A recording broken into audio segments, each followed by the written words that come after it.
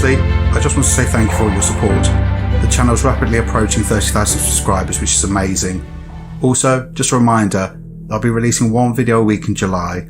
I'll be making more content in the background, but I just need a month of a slower pace. The videos will go live on Tuesday for members and then Wednesday for everybody else.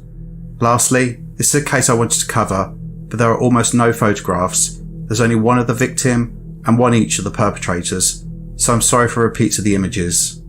Anyway, on with the video. Just after midnight on Friday, March the 13th, 2009, a 999 call was received reporting a man had collapsed at a property at 14 Arthur Street in the town of Chiltern in County Durham in the UK.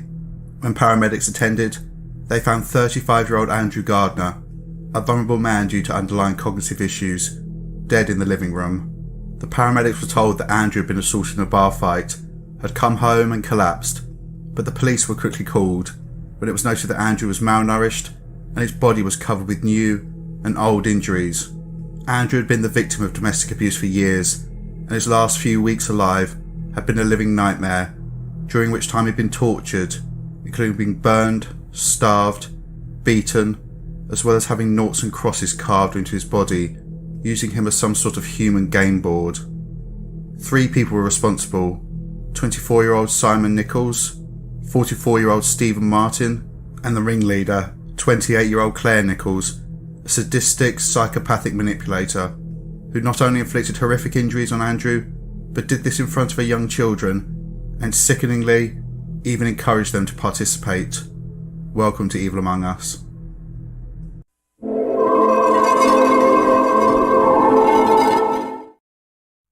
Andrew Gardner was born in around 1974 in the town of Gateshead in Tyne and Wear in northeast England to Ken and Jean Gardner. He has significant learning disabilities which were diagnosed when he was a child.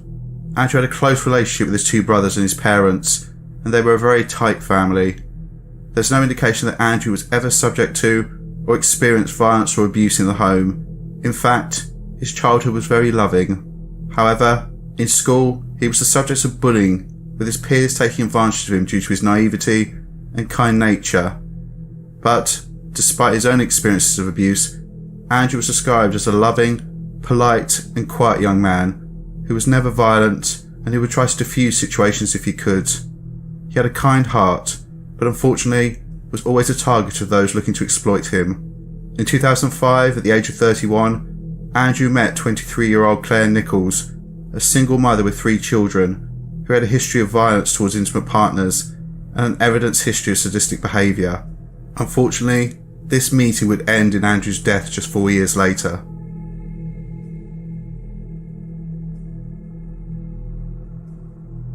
Claire Nichols was born in around 1982 and was raised in Portsmouth in Hampshire. Given that 2 of the perpetrators in this case have the same surname, I'll refer to her by her first name moving forward.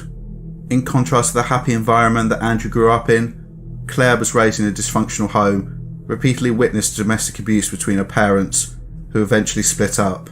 Claire left the family home when she was 15 years old, and 3 years later, in around the year 2000, she began a relationship with a man called John Peterson.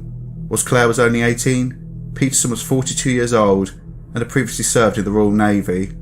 Peterson would later testify in court about Claire, calling her a quote, she-devil, and saying quote, she beat and battered me all the years I was with her, 4 or 5 times a week. She was horrible, a control freak who would flip all the time. She'd throw her shoes, punch me, have a go, and verbally abuse me for the least thing. If I went to the shops without her, she'd attack me. If I went to do the gardening, she'd do the same. I still have nightmares. However, this is where the story begins to get complicated, as it's important to point out that John Peterson was a convicted paedophile. Claire was fully aware of this, and not only stayed with him, but the pair had 3 children, 2 girls and a boy. Social services became involved, and basically told Claire that she either needed to leave Peterson or lose the children. Rather than safeguarding her own children and doing what social services stated, she fled north, moving away to Newcastle, but taking Peterson with her. The pair finally separated in 2003, and Peterson only saw Claire after this when she broke into his property with her new partner, Stephen Martin. Again, the story gets a bit complicated, when it's pointed out that Martin had been the long-term partner of Claire's mother for around 7 years before they got together, so he basically moved from mother to daughter. The relationship between Claire and Steve Martin was on and off for around 6 years, with the pair regularly having sex, even if both were in relationships. Later, at court, Martin was found to have an IQ of 59, putting him in the lowest 1% of the population in terms of intelligence. It does appear that he was physically abused by Claire, but his main role was to cater to her every command. If Claire needed something, she would snap her fingers and he would come running. In 2005, during an apparent break in her relationship with Martin, Claire Nichols met Andrew Gardner. Apparently this occurred when he was signing up for a learning disability course at the job centre. I want to break here to point out a few things. 3 things specifically.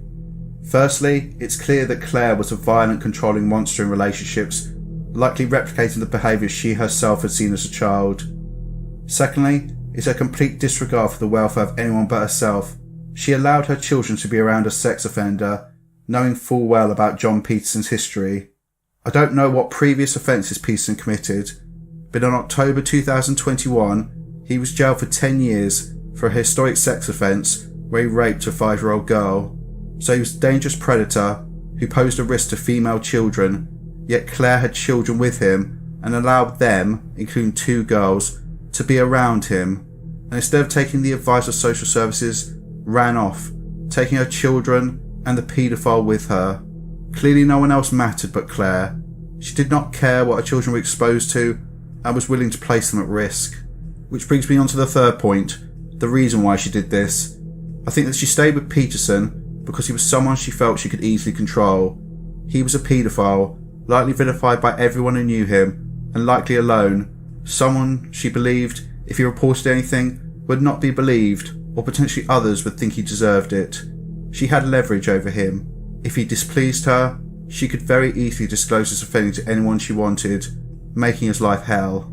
This fits within a pattern of targeting and beginning relationships with men who were vulnerable or had some other issue which she believed she could exploit. With Steve Martin, he had an extremely low IQ and was basically her lapdog. And then she met Andrew Gardner, who, as I said, she apparently met when he was signing up for a course for people with learning disabilities at the job centre. I can't help but draw the conclusion that Claire approached him and saw him as someone she could control and begin a relationship with for that purpose. Unfortunately, Andrew had no idea about Claire's background and walked into the spider's web.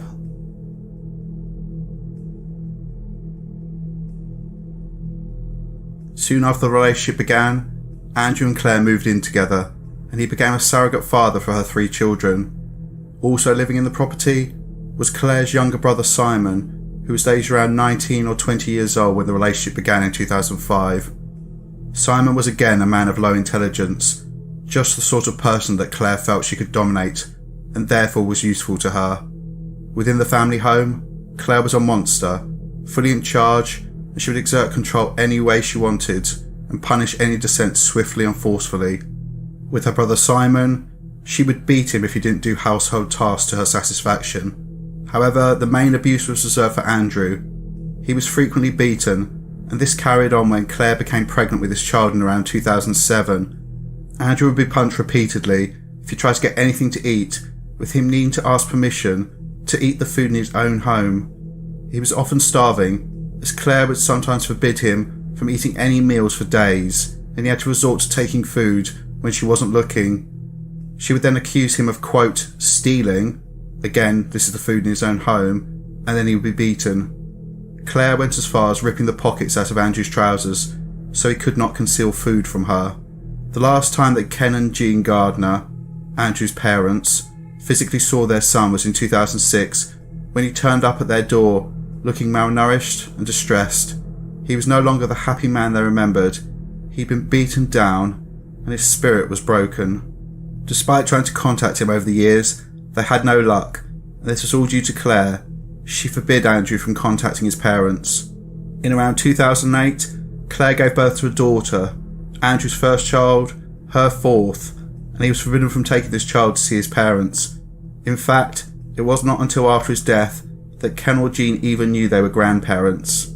In July 2008, Claire, her brother Simon, Andrew, and and the 4 children moved into 14 Arthur Street in the town of Chiltern. It's here that Andrew would suffer a horrifying death less than a year later.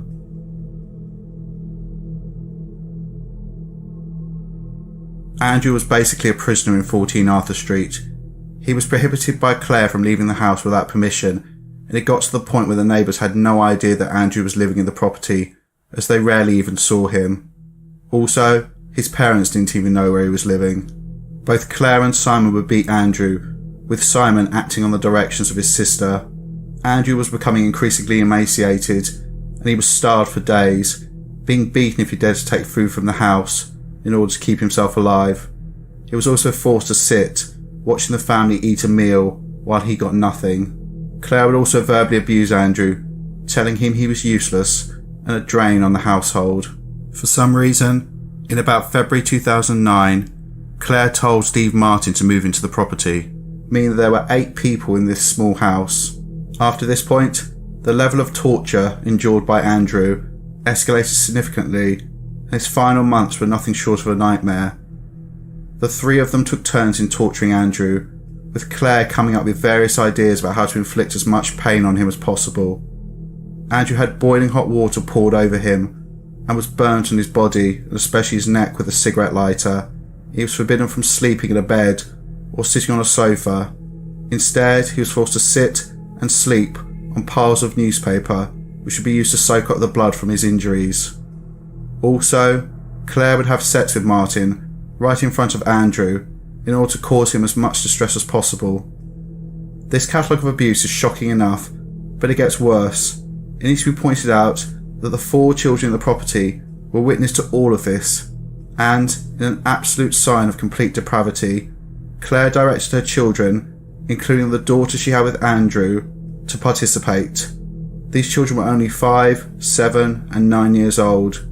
In court, Claire's 7-year-old son would state, quote, "My mum got him and stamped on him. She does that because he is stealing food. He thieved a chocolate bar once. We hit him as well. I scratched him with keys and also hit him with my fists. We wrote swear words on his back. We do that in pen and nail varnish." All 4 children were encouraged to abuse Andrew, and this included cutting him with a knife. After his death, Andrew was found to have noughts and crosses carved into his body, which the children had done under the direction of their mother. Andrew was also whipped with wet tea towels, and his injuries later showed that he'd been cut with knives, including receiving a cut to his leg so deep that it exposed his tendons. Andrew was beaten mercilessly by all 3 adults in the home. At the beginning of March 2009, Claire started jumping up and down on Andrew with all of her might, causing severe fractures to his ribs. She would also jump up and then land on him with her knees. This caused severe internal injuries, and Andrew spent his last few days in agony. For approximately a week prior to his death, Andrew was unable to walk and was likely slipping in and out of consciousness in excruciating pain. It's believed that he was merely propped up against a wall, and it would have been clear he was dying, but no one came to help Andrew. Also remember that all 4 children would have seen this, including Andrew's daughter. Sometime in the late evening of the 12th of March 2009, Andrew suffered one final attack, when Simon and Martin held him down, and Claire again jumped on his ribs, as well as kneeing him in this area, with enough force to cause further rib fractures. She also kicked his already burnt feet, fracturing one of them. Sometime during, or immediately after this attack, his body gave out, and Andrew Gardner died.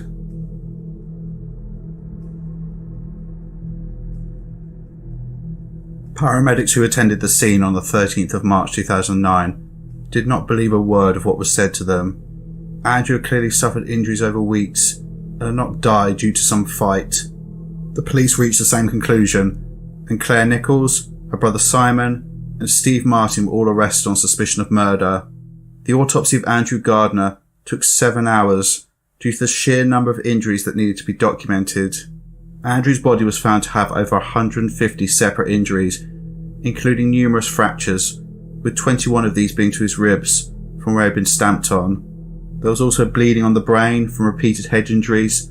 There were also injuries from where Andrew had been slashed with knives, whipped, and burned both with hot water and cigarette lighters.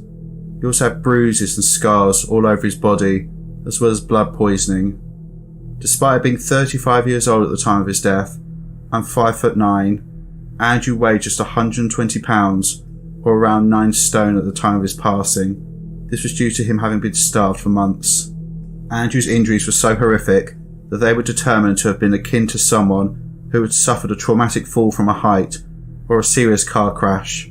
Andrew's death was determined to have been primarily due to crushing chest injuries, which caused significant trauma to his organs, including his lungs and heart, as well as internal bleeding. Andrew essentially suffocated and bled to death, and his final days would have been characterised by excruciating pain. All 3 suspects were interviewed, and both Simon Nichols and Steve Martin broke quickly, trying to save their own skins by pointing the finger at Claire. Simon and Martin both admitted they had physically abused Andrew, but they said that Claire was the ringleader and they were only following her directions, and they were both afraid of defying her due to her violent temper.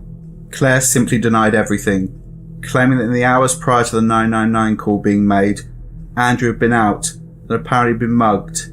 He then staggered home and collapsed. 30 minutes later, an ambulance was called according to her. However, it was clear that Andrew had been dead for hours by the time help was called. The evidence against the 3 was overwhelming, and they were all charged with the murder of Andrew and remanded into prison to await their day in court. On the 4th of January 2010, Claire Nichols, her brother Simon, and Steve Martin went on trial for murder at Teesside Crown Court, having pleaded not guilty to these charges. Simon and Martin essentially continued to dig themselves nice big holes, admitting to acts of violence against Andrew, but pointed to Claire as the main instigator, and that they only did these things because they were afraid of her. They seemed to misunderstand that they were essentially admitting to their role in Andrew's death and just implicating Claire rather than actually proving their innocence. During the course of the trial, it's established that, whilst they may have been afraid of Claire, they made choices to become involved.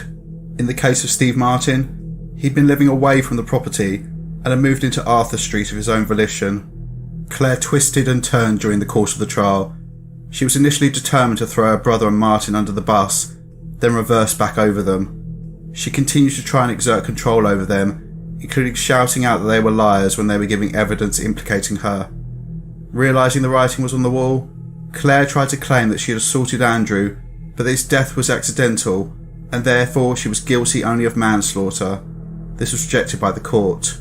When she took the stand, Claire was ripped apart, making statements which were obviously bullshit and made no sense. On the stand, the prosecutor stated, quote, "Miss Nichols, you caused him that excruciating pain because you jumped on him with your knee, a technique you used." She responded by saying, quote, "I admit to jumping on him once. The rest of his broken ribs would have been caused by my brother Simon. I did not realise that my knee going into his ribs was going to cause him so much pain. So she kneed him in the ribs with enough force to break them, but didn't realise this would cause him pain. Absolute bollocks." On the stand, Claire showed herself to be a psychopath, a woman without remorse. Her crocodile tears were a facade, trying to gain sympathy from the jury and avoid taking any responsibility for the torture and murder of an innocent and vulnerable man. The jury saw through her lies, and all 3 were convicted of murder. On the 22nd of January 2010, Claire and Simon Nichols stood to be sentenced before Judge Peter Fox. His sentencing remarks noted that the death of Andrew Gardner was an act of sadism. He stated that Claire was a controlling, manipulative, callous and calculating woman who has a, quote, "deeply entrenched personality disorder." He said that she had set a, quote, "dreadful example for her children by exposing them to such serious acts of violence and encouraging them to assist in torturing Andrew. With regards to Simon, Judge Fox said that he had acted, quote, "knowing full well what your sister was doing to this man. You repeatedly were the enforcer, stepping in cruelly when he sought to resist or avoid her attacks." Judge Fox reinforced the findings of the pathologist that Andrew Gardner died in agony due to the extensive injuries he had suffered from weeks of torture. He concluded by stating, quote, "In the weeks prior to his demise on Friday, March the 13th last year, he was cruelly tortured and subjected to an appalling catalogue of attacks, which not only caused him acute pain in so many ways at your hands, but also dreadful humiliation. In your sometimes different, but sometimes joint ways, you each contributed not only to the breaking of his body, but also his spirit. In his final days, that he must have spent prone or leaning against a wall, he was deprived of all human dignity. He then sentenced them. For the murder of Andrew Gardner, Claire Nichols was sentenced to life imprisonment with a minimum tariff of 32 years before she can apply for parole. Simon Nichols was sentenced to life imprisonment with a minimum tariff of 25 years. Stephen Martin's sentence was delayed for various reports to be written, and on the 13th of February 2010, he too was sentenced to life imprisonment with a minimum tariff of 20 years before he could apply for parole. All three subsequently appealed the length of their sentences, but all were rejected.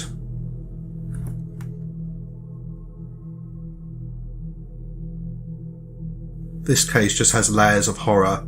This is again highlighted by how Ken and Jean Gardner found out about their son's death.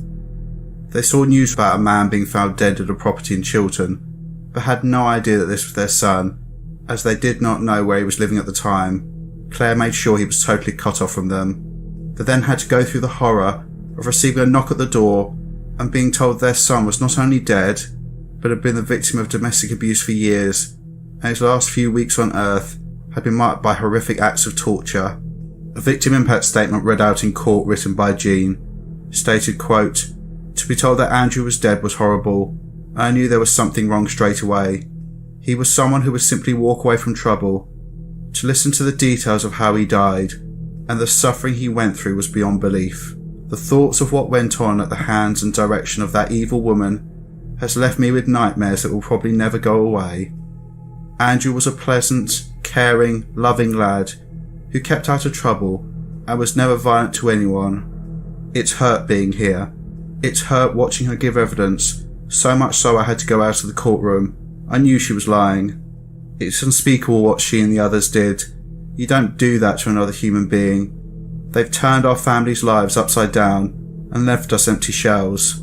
I called them evil to their faces in court, but it hurt even more to see their smug reaction. No matter how long they're behind bars, the hurt they cause will never go away. It will be with me and my family forever." To highlight the man that Andrew was, in contrast to the monsters who robbed him of his life, it's assumed the reason why Andrew stayed in the property was for one reason, and for one reason only: the daughter he had with Claire. He was described as a, quote, "doting father to his daughter. He loved her and wanted to be with her, and was not a man to abandon his responsibilities." His family believe, and I think this is true, that Andrew was unwilling to abandon his daughter, to leave her in the care of a woman as evil as Claire, and so he stayed, with him hoping, probably, that he could protect her from her sadistic mother. Unfortunately, this would cost him his life. It upsets me when people make comments saying, why did they not just leave, or why did they not see the red flags? I realise now I shouldn't be annoyed or upset. People don't necessarily understand domestic abuse and how insidious it is. Leaving is not that easy. Do you not think that someone whose whole purpose is to control their partner has not worked to cut every avenue of escape? When people say, why did she not leave him, or why did he not leave her, this suggests this person is the one making choices in a relationship, and this is missing the whole point. They've often been robbed of this choice, often because they're scared of what might happen to them, which is a well-founded concern, as in the UK, 2 women a week are murdered by their partners or former partners. So please, think what you write. Domestic abuse is much more complicated than you probably realise. I think this is important to point out because of Andrew. He was clearly isolated, alone with no money, and basically confined to the house. He had no means of escape. And this should be the focus. The fact that this poor man spent his final weeks being abused and tortured, and that he died alone, with this being the only escape from the horror he endured. I hope he's at peace.